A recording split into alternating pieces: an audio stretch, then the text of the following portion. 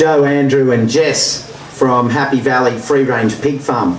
They got underway around 2011 in Wandon North in the Yarra Valley, and they're here to tell us a little bit about the compliance issues that they've had to face to grow and deliver wonderful free range pork to consumers. So I'm not sure where... Oh, here she is. Come on up, Joe.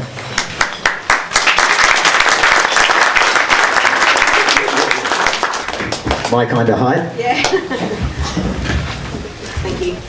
Hello everyone, I'm Joanne Stritch from Happy Valley Free Range. I own Happy Valley Free Range. I started it myself and I run it and I do everything involved with it. I come from a business background. I've been farming for 5 years. I got an email from the International Animal Welfare Society about the sow stalls in 2010 and never met a pig in my life, and it really bothered me that pigs were being raised like this. I didn't understand why, and so I investigated starting a free range pig farm. And then in 2011 I did my stockman licences and I rang the council twice to ask, do I need a permit? I said, pigs are in the paddock, our shelters are all movable, do I need to get a permit? And 2 different people said to me, no you don't, you're extensive farming. And I didn't understand the planning scheme, and it made sense to me, extensive farming, they're on pasture, so why would they be anything else? So we started in 2011, we bought in grower pigs. We already had 22 acres in Wandon, because I used to compete with my horse quite a lot, so we already had the land, so it was a perfect start. I told all my neighbours what we were doing, and if they had any problems, come and see me. And I never heard anything from my neighbours until I heard inklings from the council that they were constantly ringing, complaining about the pigs. And the council didn't think we were doing anything wrong. And then after about 6 months' time, in about 2013, I got a letter from the council to say I have too many pigs on the property. So I think I had about 50 pigs on 22 acres, and most of them were piglets. Anyway, so I rang the council and she said to me, have you got a permit? And I said, no, I was told I don't need a permit. And she said, do you bring feed in? And I said, yes, I do. She said, well, you probably need a permit then. And I said, well, I don't really understand that. She said, I'll come out and have a look at your operation and we'll go from there. Okay. So she came out and she was very surprised at the operation. She said, this is not what I was expecting. There's no smell. There's no smell, there's no mud, there's nothing. But you're bringing feed in, and we've run the DPI, and apparently you'll need a permit as intensive farm. So I got in contact with the local agribusiness group, Yarra Valley Agribusiness, and said, this is the situation. I don't know what to do. I mean, most of us are not lawyers, and we don't understand the system. We don't know the planning rules. We don't. It's not our thing. We become farmers because we care. I mean, I became a farmer because of the ethical treatment of pigs. I thought it was wrong, and I felt that there needed to be a lot more free-range pork available to people. If they didn't want to buy it, well, then that's fine. I'm not going to. It's a bit closer.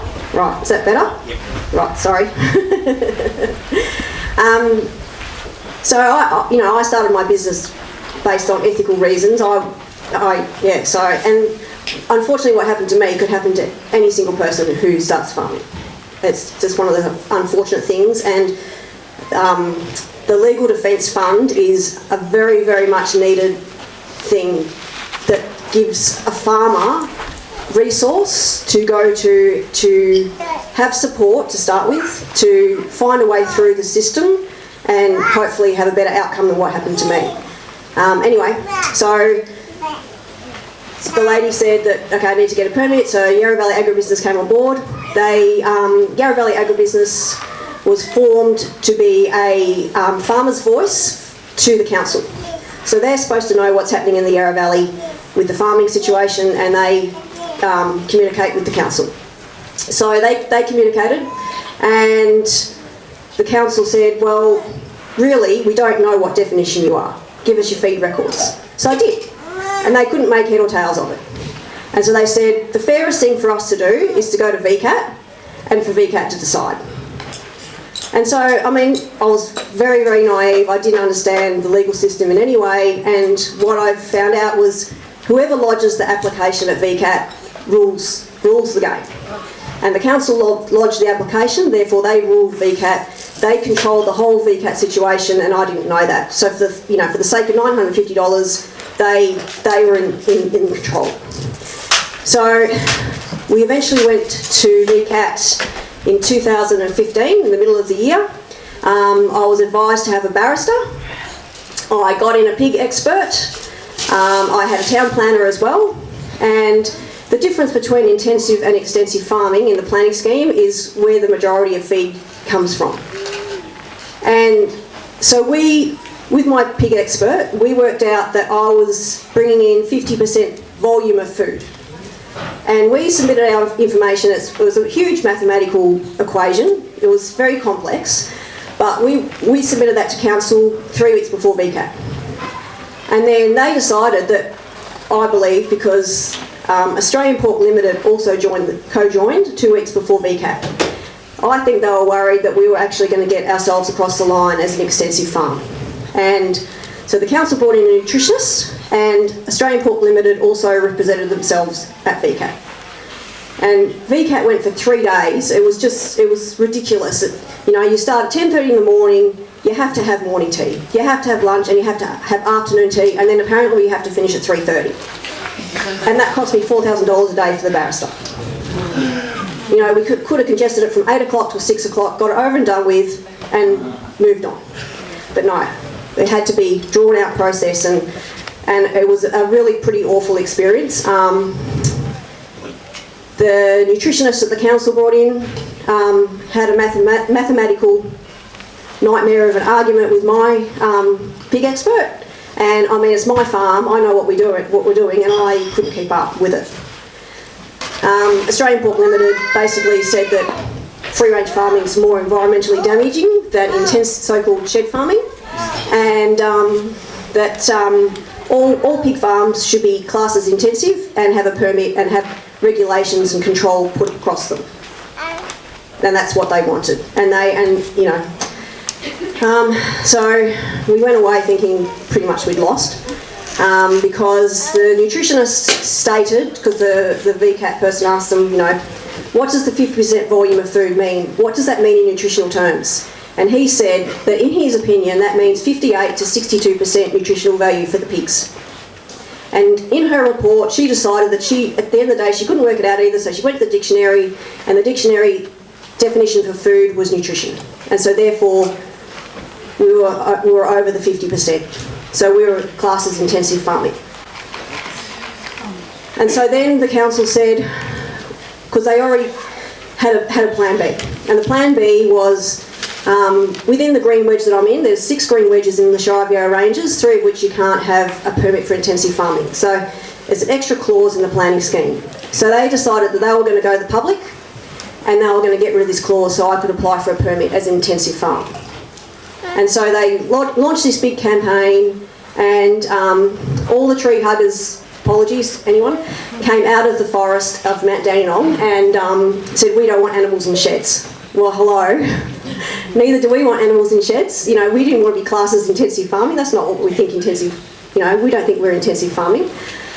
So basically the councillors would not stand up to all these people who launched a very successful campaign against not getting rid of the intensive clause from the planning scheme because of the implications of people possibly getting permits through to have animals in sheds. And so because of that, the council wouldn't back it, and so then the next process was, well, too bad, now we're going to start the enforcement against you. You have to get the pigs off. And so I had a meeting with the council. I said, well, how can I possibly get through this? They said, the only thing you can do is you can go to VCAT, you can lodge an application to VCAT against us to prove that you're extensively farming, but you're going to need a lot more scientific information. And I just thought that after everything else I'd been through, that was just way too hard for me and way too expensive. VCAT cost me $23,000. And so I let it go, and we thought we'll just sell and we'll move. in January, I received the papers for the VCAT enforcement, and I received 2 copies. So I rang the second copy, and I rang the council's lawyer, and I said, why have I received 2 copies? And he said, oh, he doesn't know, blah, blah, blah. I had a bit of a chat. And I said, well, I've got you. What does this mean, this line? And I can't remember the actual words, but it said that I would pay all the council's legal fees for the enforcement. And I said, we've got to put a stop to this. And this was a week out from the first hearing. And apparently there's 2 hearings. There's a prelim hearing, and from that they decide, you know, the dates and all these kind of things for the actual enforcement. So I said, what do I have to do to come up with a solution to this problem? They said, you've got to get the pigs off. Come up with a timeline, we'll submit it to council, and you've got to get the pigs off. So under huge stress, I sort of came up with a timeline because I had sows due to farrow, and you know, I basically asked for about 3 months grace in slowly moving the pigs off. And they agreed to it, which was, you know, that was nice. But then they sent me a bill for $3,700. They decided to give me 50% of their cost to date. So I did a little crowd fundraising myself for that, and I managed to raise half that, which was excellent.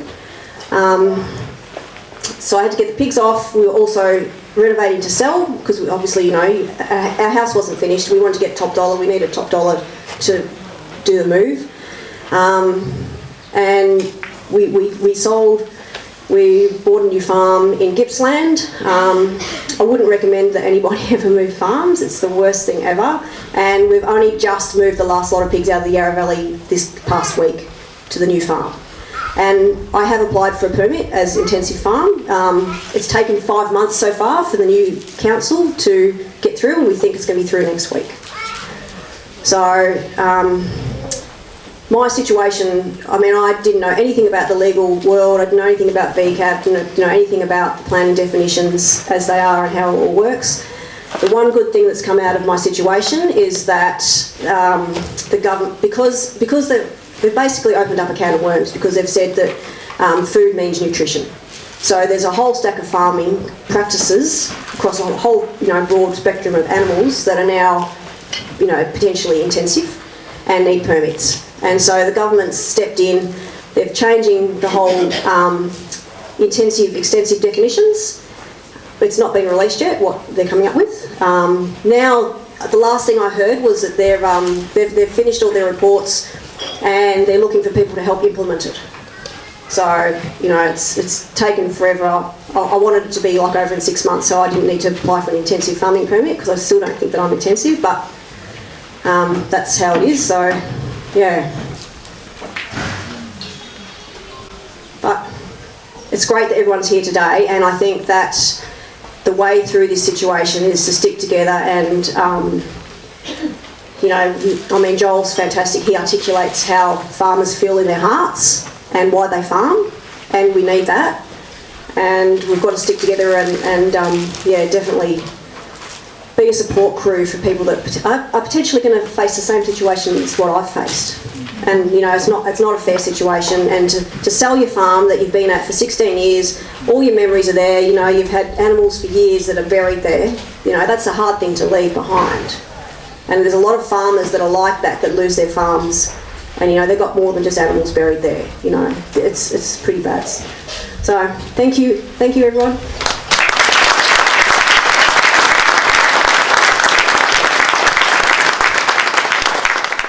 Wow, it doesn't get any more real than Joe's story there. If you couldn't feel for Joe there, and Joe, the next story, you know, really isn't much better. I was looking, when I was reading about these different stories, I came across some words, and I just thought I'd quickly share them. Imagine a world where we as consumers could choose the food we knew was good for us without fear of recrimination or loss of supply. Imagine a world where small family farmers could provide clean, ethically grown food in an economically viable way without fear or recrimination or bank-busting fines. Now, those 2 examples, I think, reflect everything that imagination wants but isn't getting.